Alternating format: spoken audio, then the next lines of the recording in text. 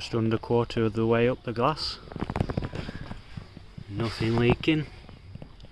It's all's good there, which is a relief.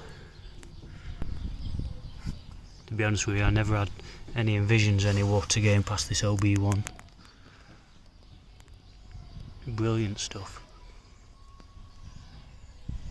Use it in everything at work. Use it in, wet rooms. You can use it outside. And it appears even koi ponds. Look how messy that bottom is. I'm gonna have to get that brushed out. Footprints.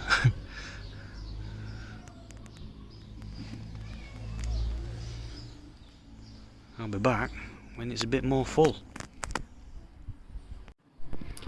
One thing that I want you to do, guys, is down in the comment section is just drop your thoughts down on fishless cycling and cycling your filters with fish in the pond through the winter. Now, I've had a few views off a couple of people. Some think to put fish in to cycle the filters, to kickstart them through winter, and some others have suggested to do a fishless cycle. Well, I'd like you to put your thoughts down in comments on what you think could be best through the winter time, because I'm sitting on fence between fishless cycling and cycling the filters with fish in. Now, obviously, through the winter months, beneficial bacteria, it doesn't build up very well through, in the cooler water. I'd be very surprised if this water gets above 5 degrees from now.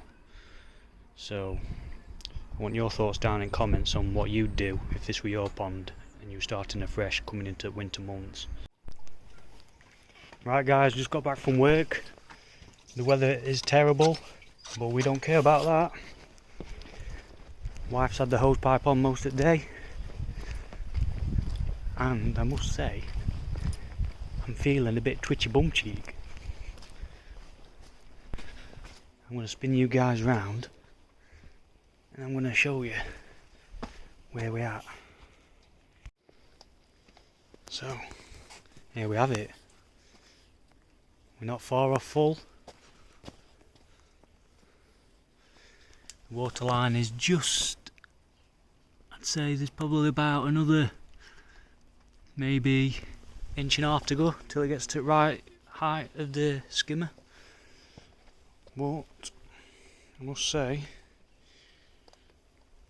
it's looking quite good. No obvious leaks, although it is a bit hard to tell with rain, but we have been looking and I've not noticed any.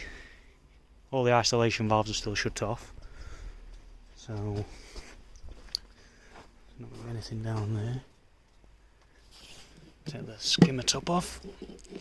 There we go. So we've got water inside the skimmer. So yeah, we're nearly there. And as I say, twitchy bum cheek time nearly. So I'll be back to you guys when this is ready to be turned on. And not in a dirty way. I mean turn the system on, guys. Right, I'm inside Messy Shed, and the water level's not quite there yet, but I think I'm going to start letting some water through into my drum and see where we're at. So I'm going to put you down a minute while I open this ball valve, because they're not the easiest ball valves to open. They are quite stiff to open them up, so I'll get it opening up and then I'll be straight back. So guys, we have water entering.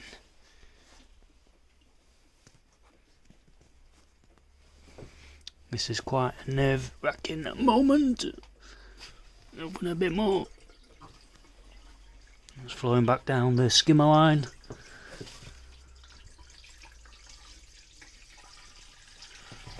I'll open that skimmer gate valve up. Sorry about this, guys. There we go.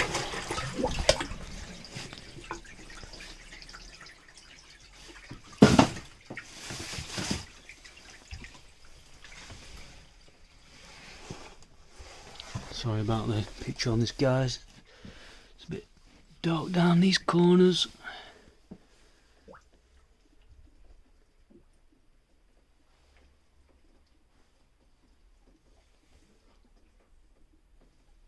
Can't see anything obvious, guys. Right, I'm just going to switch off for a sec. I'm going to have a quick look round, make sure we've got no leaks. Right, so we've opened up now, checked everything, everything seems okay. Water into the moving bed, no leaks down there, everything looks okay. Nothing down there, still yet to pipe up my pressure pump, I'll do that at some point. ISO valves not leaking, nothing leaking on the drum end on this side. Skimmer line fine. Cool. So just need to wait for it to reach the correct water height now, and then we'll give it a whirl. Obviously I'll not be able to use the rinse yet until I've got that piped up, but I'll be able to pump round. So once this is filled up, I'll be back to you. Right, I've just had to tighten one of my rubber boots up at back at pond. One of the straight connectors what's on the Cockney Coy bore valve was passing slightly. It was this top joint here slightly weeping through, so I've just had to tighten that up. It seems to have sorted it, but I'll keep an eye on that one. But at the moment it seems okay. Obviously it's a bit hard to tell a minute with anything because of how wet it is out here. It's horrible. But once it starts drying out, I'll be able to keep an eye on things a bit better. But I'm not seeing anything obvious. If there were anything obvious leaking, you'd probably know about it because it'd probably be dripping really fast or spraying. But everything seems fine at the minute, so it's still filling. We'll go and see what the water meter's saying. Terrible, absolutely sludged up outside of here where I've backfilled. So we'll spin round. So I don't know whether we can make that out, bearing in mind we've got to deduct his original number off of this, but that's saying, can't know if you can make it out on here, saying 15,935. So we'll deduct, that's where it's at a minute. It was 746 something I think originally, so we've got a fair bit of water in. There was obviously a little bit of water in the pond to start with from the rain, but not too much. But once it's all filled up, we'll work out what his number is. So I will be back to you when this is full. See you in a bit. Also, a quick mention on this as well. So obviously I've still got to do my waste chute on this yet, so that's another reason why it's no good making my spray bar work yet, because I've got to get this waste out somewhere. Now on the outside, all my drains are right down bottom of my garden down there, so that's something what's going to have to be dug out to get a pipe down to drains at some point. But I think I'm going to have to shift some of this and then stick it out and just drop it into a bucket for the time being. The soakaway is definitely out of the equation.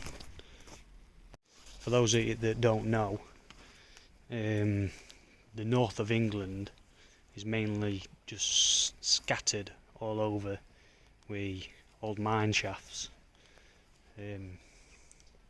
Now where I live, these houses were built roughly 1945, something like that. Now in this area there was, if my history serves me correct, 3 pits that joined together, and on my estate these houses was built on the old minefield where all 3 pits used to mine in. and when we bought the house, we had the mining report done, and it actually showed that in my next door neighbour's back garden on that side, right on the back garden, smack bang in the middle, it shows an old disused mine shaft. So we have to be careful where we put things like soakways and things like that, and like if we want to build, we have to get special permission, obviously because of the mines and area. This estate's absolutely littered with old disused mine shafts. So as is most of North of England. So yeah, that's one consideration when on this estate that we have to take into account. So soakaway is definitely out of the equation. I don't fancy any ground caving in. So it's going to have to be run down to drain. I don't know what's happening with this exposure. Every time it just wants to pick up a new light source and keep adjusting. Yeah, so it's going to have to be run down to one of the main drains down towards the bottom of the house. But that's more digging. So for the time being, it can just be dumped outside into a bucket, and I'll just have to keep emptying it as and when. So, but anyway, I'm going to let this carry on filling, and then once it's at the height that it needs to be at, I'm going to check that it's at the right height in the drum filter as to where it should be, where the manufacturer states, adjust the float switch to the correct height that needs to be at, probably check over for more leaks, and give it a whirl, I guess, turn pump on. So yeah, see you in a bit. Right, and with that, guys, I am going to say that this is full. I don't know how well you can see this, but the water line, I didn't let go anymore because you can't really see it very well, but here there's a gasket what the waste chute sits in, and the water line is just touching the gasket. So I didn't let it go anymore because I don't know how well that gasket seals onto that chute, so I think I'm going to call that full. Now I have had to put just a small tub down there. As you can see, there's a tiny couple of drips coming from underneath here. Bugger. Nothing major. It's not take long to remedy that. Luckily I've put all them ball valves everywhere, so as I said before, that's going to make life easier to fix that. So I can't move in this shed. So here we are.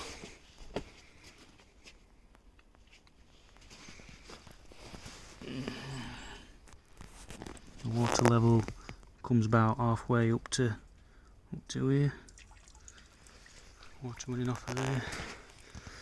And our reading on the meter is 16. Now I'm going to let go a little bit. 16. I'm going to wait till it gets to 16.25 because I like rounded numbers.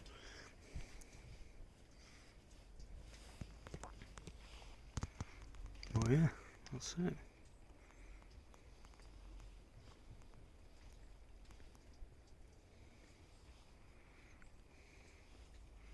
Wish weather were a bit better, but it is where it is.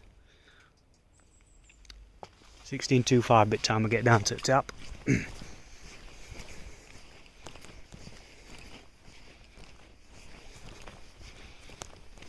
I hate our garden when it rains. Just don't drain away very well whatsoever.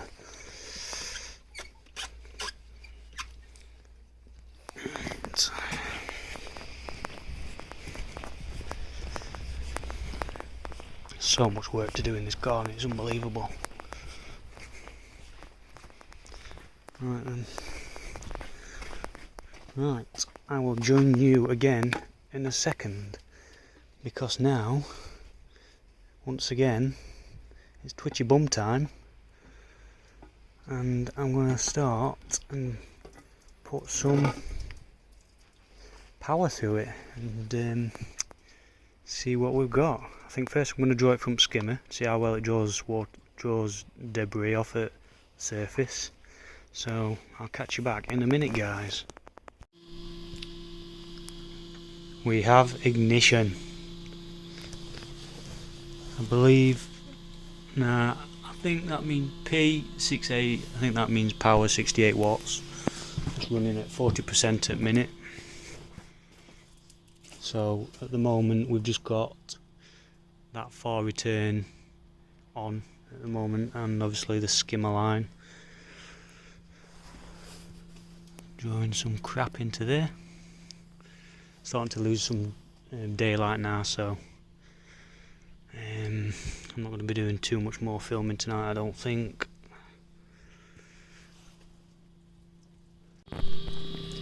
Right, so one thing I've learned already while I'm in here, guys, while this is running, is at the minute it's running at 50%, 15,000 litres, and as you can see the water level has dropped in this moving bed to just below the inlet.